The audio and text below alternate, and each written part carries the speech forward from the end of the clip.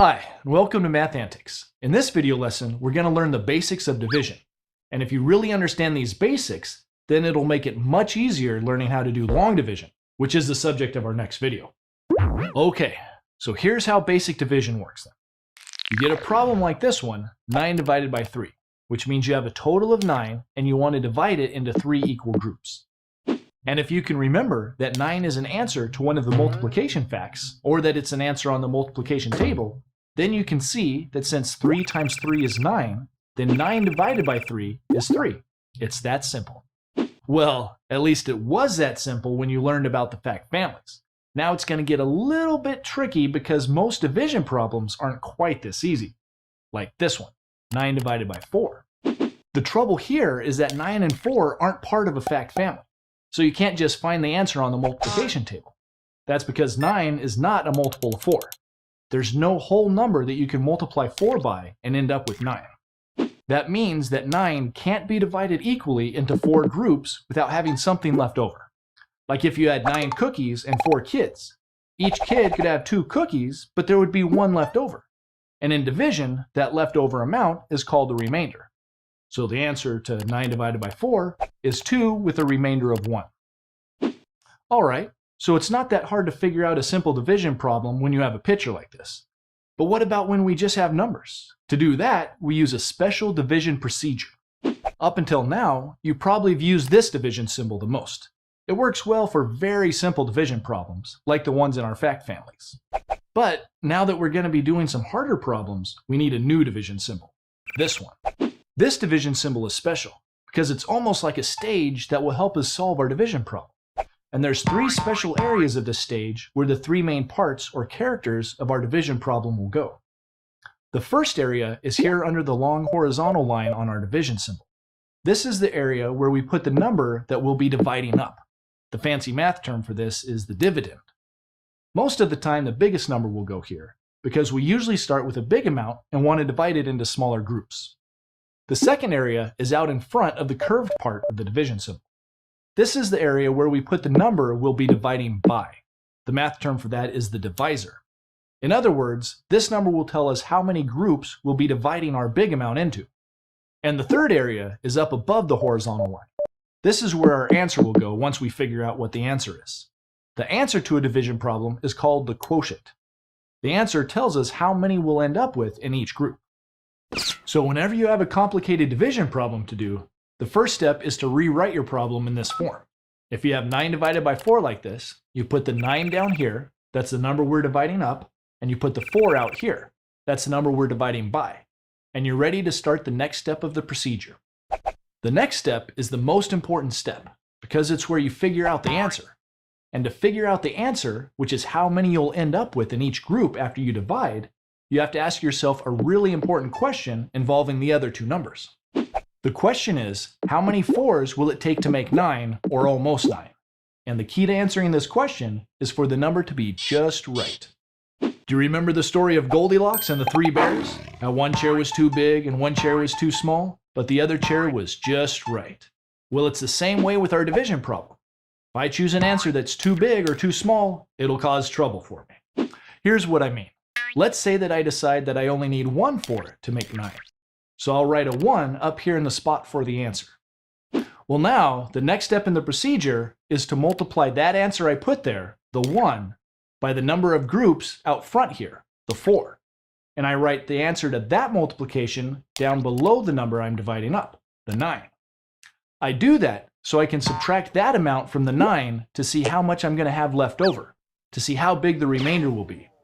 And when I do that, I see that 9 minus 4 will give me 5. That's a pretty big remainder. In fact, the remainder is bigger than the number I'm dividing by, and that's why this answer is trouble. If the remainder is bigger than the number you're dividing by, it means that you should have picked a bigger answer, because each of the groups you're dividing up into could have gotten more than they did.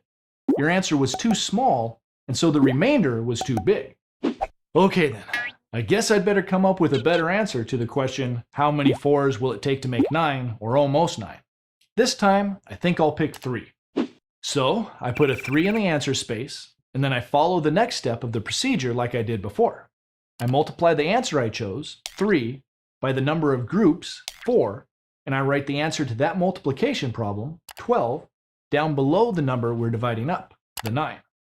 Now I can subtract that number to see what my remainder will be. Or can I? This looks like trouble again. The answer to my multiplication is bigger than the number we're dividing up, so I can't subtract it. The remainder would be less than 0.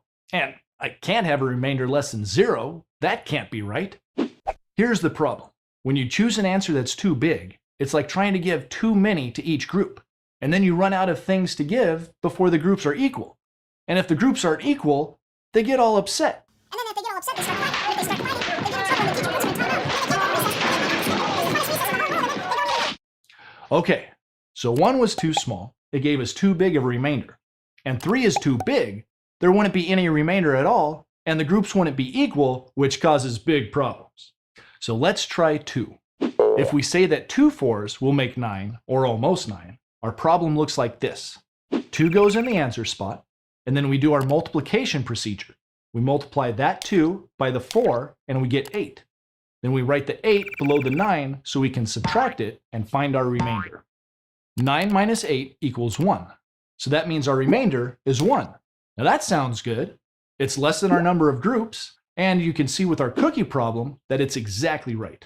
9 cookies divided into 4 groups gives 2 cookies to each group, with 1 left over as a remainder, which we'll put right up here in our answer with an R for remainder.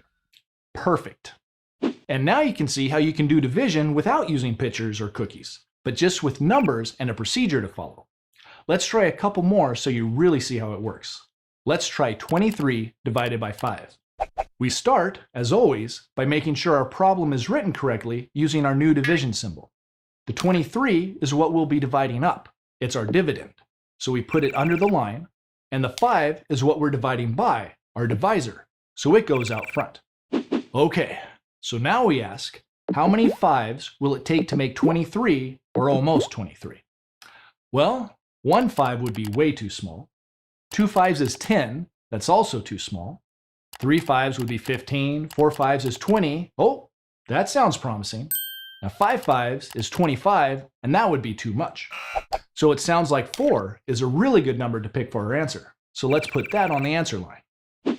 Next, we need to do the step where we multiply the answer, 4, by the number of groups, 5, and we get 20, which we'll write below the number we're dividing up, 23. Now we subtract those numbers to see what our remainder is. 23 minus 20 is 3.